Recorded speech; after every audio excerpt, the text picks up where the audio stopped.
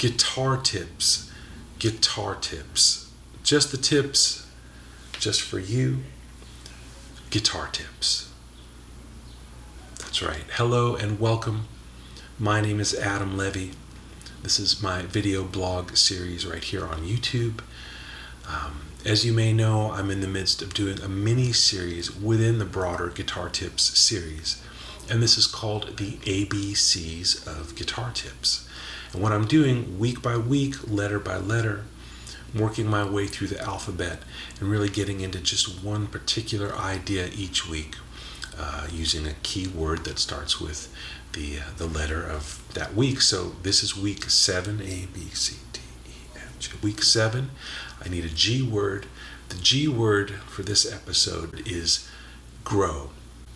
I want to share with you 5 specific ways that you can start growing today and continue to keep growing over the years. Number 1, have clear goals. Clear creative goals, like what kind of stuff do you want to make, and be really, really specific about it. And also clear career goals. Where do you want to be? Where do you want to be in the world of music professionally? Who are the people that you want to align yourself with? What are the important markers for you? Could be a particular venue that you want to play at that you've never been able to play at. Could be selling a certain number of records or getting a certain number of plays on Spotify or something like that. Could be anything. So creative goals, career goals, write them down. Write them down. It doesn't have to be on your hand. It could be on a piece of paper or whatever you have. And look at that every day. Remind yourself every day what you are working toward.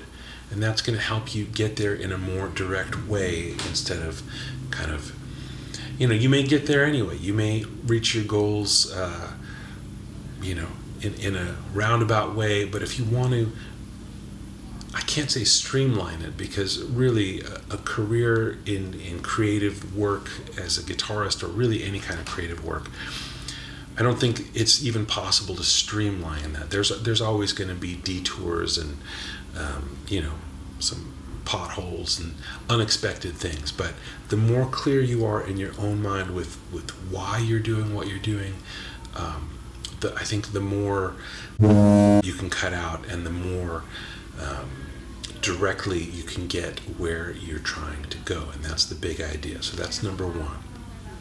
Number 2, take stock. If you have some earlier recordings of yourself from, a record you made last year, or a show you played 2 years ago, or a rehearsal from a month ago, whatever, listen to what you sounded like in the past, and try to also listen to what you sound like now. If you don't have a more recent recording, make one. Record yourself practicing or rehearsing, or just invite some friends over and play a little show for them and record that, and then listen to that and really take stock.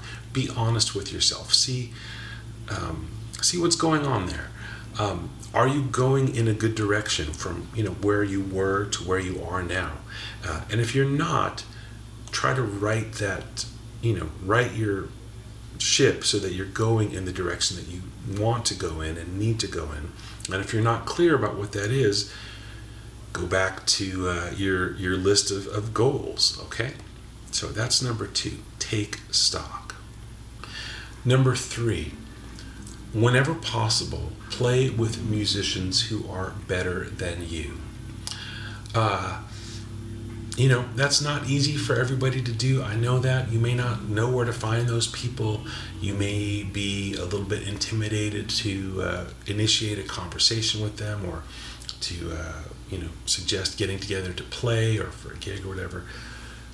Make it happen, because you will learn so much by playing with people who are better than you. And sometimes they may give you some real, clear advice, like, hey, I think you should do this. I think you should think about what you're doing this way. I think you should listen to this record, Or they may have some other kind of words of wisdom that aren't specifically about music, but that might just make you think about, your whole arc of what you're doing in a different way. They may not say anything at all. Sometimes you play with musicians who are on a higher level, and they don't want to, teach you stuff. They just want to play the music. But it's on you to pay attention and really try to get the lessons from that are spoken and unspoken. And again, that may come down to recording the gigs or the jams or whatever and listening later.